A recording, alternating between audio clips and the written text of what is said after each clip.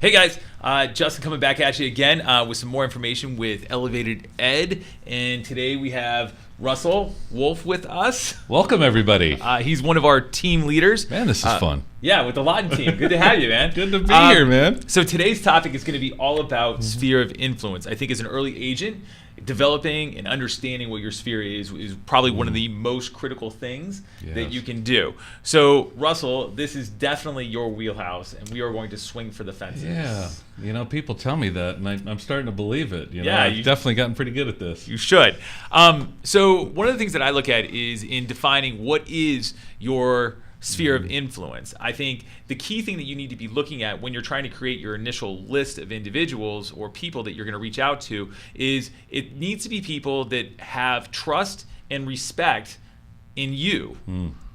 Would you agree? Absolutely. You know, people that trust you and respect you, you're going to have influence over.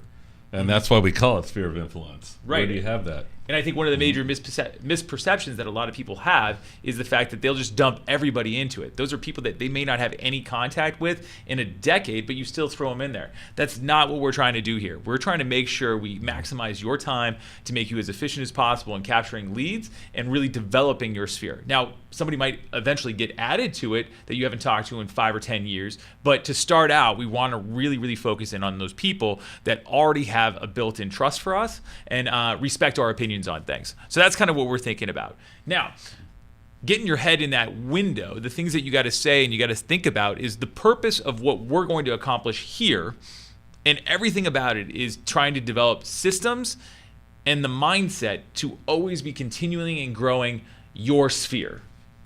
Do you agree? Absolutely, yeah. Systems, processes, the mindset, all three critical, really important. You always have to have a system or you're really not working anything. That's You're just it. winging it. That's it. You know, I always tell my students, Justin, if you can't explain what you're doing as a process, you don't know what you're doing. Absolutely. So Pearls that's of wisdom. absolutely what we're trying to accomplish here. We're going to try to put a process in place to help lift this and make it work.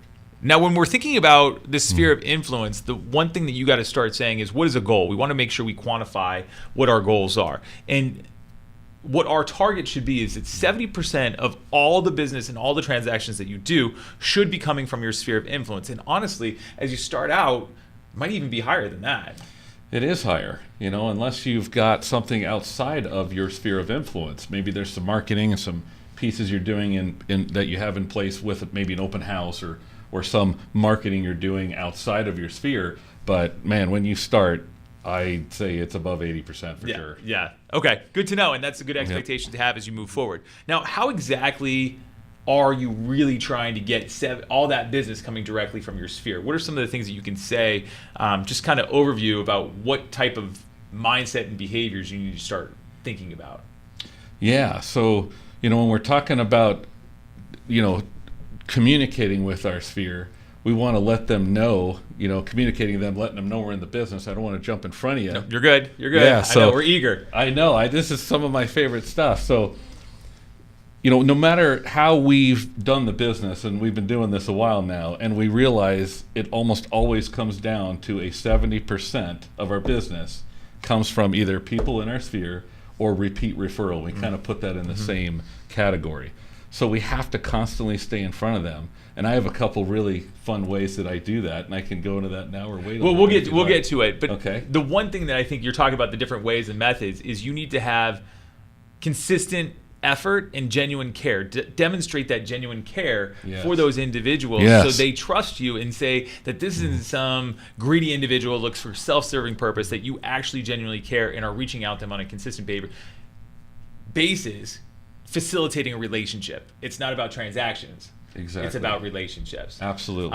So that's what we're going to look through. And if you do that, that's when you get that steady stream and kind of avoid some of those cycles that do happen for a lot of realtors. It's the stop selling, start caring, stop selling, start serving, and be more interested in the relationship and less interested in trying to get that deal. Absolutely. We already know people move on average every 6-7 years. My goal isn't to get them to move. That's not our goal. Our goal is to stay in a relationship, own a piece of their mind, so when they do move, we've made all those value deposits and they know we care, of course they're going to choose us. Absolutely. So this probably gives you a really good overview about where we're headed, but it doesn't necessarily give you specifics. So that's what we're going to jump into with the next segment, giving you specific action items that you need to start doing to really start building, engaging your sphere.